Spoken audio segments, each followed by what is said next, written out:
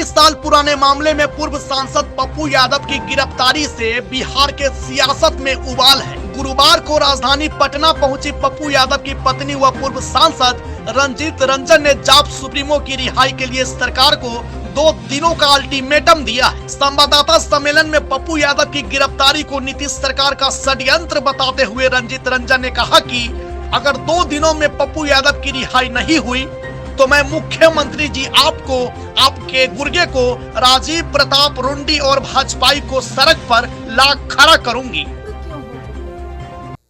ऐसी कौन सी चीजें हैं जिसके दबाव में आप वो सब कुछ कर रहे हैं जो बिहार को गवारा नहीं है? क्या बालिका गृह कांड है? क्या आपकी बहुत सारी फाइलें हैं? क्या आपके केस है?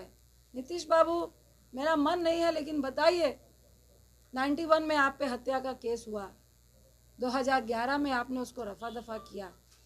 और हम भी चाहते हैं, हम भी समझते हैं कि राजनीति में केसेस होते हैं, कानून अपनी कार्रवाई करता है।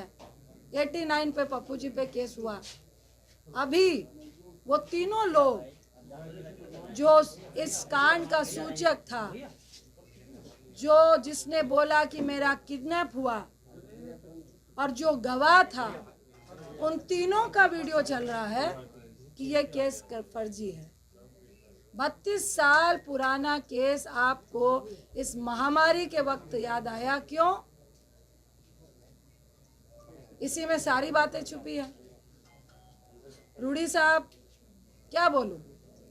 मुझे तो एक शब्द नाम लेने का मन नहीं कर रहा। और मैं उनसे ये सबसे पहले मैं आपके माध्यम से उनसे पूछती हूँ कि आपका राजनीतिक इतिहास क्या है? आप राजनीति में कैसे आए? क्या संघर्ष किया? मैं पूरी बात रूडी जी नहीं बताऊंगी। आप पायलट थे, आप कैसे क्या किए, किनको नौकरियां दिलाइयां, किसके आशीर्वाद से आप राजनीति में आए, कैसे मंत्री बने, और आपके घर में उत्तराखंड में फार्म हाउस से लेकर, बिहार से लेकर, दिल्ली से लेकर, कहाँ कहाँ पे जितने भी स्टाफ हैं, रूडी साहब आप ही बता दीजिए, सैलरी कहाँ से उठाते हैं? जो कॉन्स्टिट्यूशन क्लब में आपको इंचार्ज बनाया गया, वहाँ पे कितना घोटाला हुआ वो आप ही बताएंगे। वहाँ कितने स्टाफ हैं और कितने काम कर रहे हैं और कितने आपके यहाँ पे काम कर रहे हैं वो भी आप ही बताएंगे। आप स्किल इंडिया के मिनिस्टर थे, मोदी साहब ने आपको क्यों हटाया वो भी आप ही बताएंगे। एम्बुलेंस के ड्राइवर को स्किल इंडिया के तहत आपको ट्रेनिंग देनी थी, क्यों नहीं दी वो भी आप ही बताएंगे। मेरा तो सवाल इतना है कि जिनके घर पत्थर शीशे के हों, और वैसे लोगों को पत्थर मत मारिए जो सड़क पे पहले से खड़ा है। इतना आसान नहीं होता है। ये कोई ड्रामा या नाटक नहीं चल रहा है कि हम पिक्चर खिंचाने के लिए लाशों के ढेर पे जा रहे हैं, फोटो खिंचाने के लिए शमशान घाट में जा रहे हैं, फोटो खिंचाने के लिए अस्पताल अस्पताल घूमने का काम कर रहे हैं। ये मजाक नहीं है। रूडी साहब, मुख्यमंत्री साहब और ये भाजपाइयों कमरे में बैठ के लॉबी खेलने में बहुत मज़ा आता है। मॉडलिंग करते हुए सेटिंग करने में बहुत मज़ा आता है। और रूडी साहब की राजनीति हैसियत राजनीतिक व्यक्ति से ज़्यादा सेटिंग और लॉबी करने वाली है। आज उसी के बल पे जिस तरह आपने पप्पू जी को जेल भेजने का काम किया है, भाई वो तो सड़क पे खड़े थे, अपनी मौत का कफन बांध के परिवार को, पत्नी को, बच्चे को, तमाम लोग को छोड़ के पहले ही अपनी जान देने के लिए खड़े थे। आपने उनको जेल भेज दिया, डरा दिया आपने। कितना डराएंगे? सबसे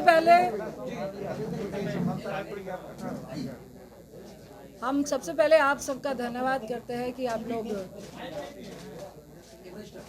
हमने आप लोगों को बुलाया कुछ बातें करने के लिए और आप लोग आए, तो मैं आप सबका धन्यवाद करती हूँ। और दूसरा, बिहार के तमाम पार्टियों के एमएलए, एमपीज, छोटे जनप्रतिनिधि, बड़े जनप्रतिनिधि, इवन जदयू के भी, भाजपा के भी, राजद के भी, सीपीआई सीपीएम के भी, तमाम लोगों ने, कांग्रेस के भी, तमाम कई मंत्रियों ने भी जो सपोर्ट किया पप्पू जी को, उसके लिए मैं उन सबका धन्यवाद करती हूँ। तीसरी बात, बहुत राजनीतिक लोग भी चाहते थे कि आज की प्रेस कॉन्फ्रेंस में हम लोग भी साथ आपके खड़े हों। मैं उन सब से माफ़ी चाहती हूँ, क्योंकि मेरा मकसद आज भी, अभी तक राजनीति खेलने का नहीं है। ये महामारी का वक्त है, इसलिए मैं उन सब से माफ़ी चाह रही हूँ, क्योंकि सत्ताधारियों को ऐसा कुछ भी मैं महसूस नहीं कराना चाहती जिसकी आड़ में वो लगे हुए हैं। ये महामारी का वक्त है, लोगों को बचाने का वक्त है, इसलिए मैं माफ़ी चाहूँगी कि मुझे ये प्रेस कॉन्फ्रेंस को राजनीतिक लोगों के साथ नहीं करना था।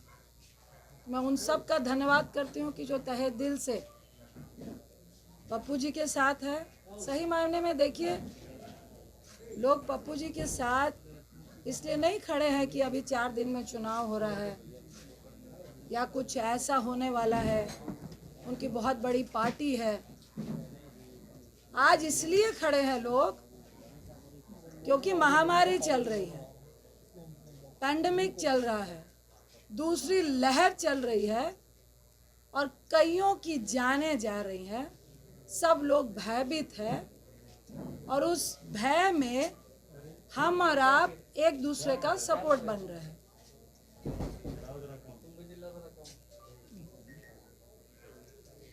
देखिए, मुझे अच्छा नहीं लग रहा कि मैं नीतीश बाबू को कुछ ऐसे सवाल करूं, रूडी साहब से कुछ ऐसे सवाल करूं, भाजपा से कुछ ऐसे सवाल करूं इस वक्त जो मेरे चरित्र में नहीं है। पप्पू जी को आज जेल भेज दिया गया। क्यों भेज दिया गया? किस लिए भेज दिया गया? ऐसा क्या उल्लंघन किया था? ऐसा कौन सा अपराध था?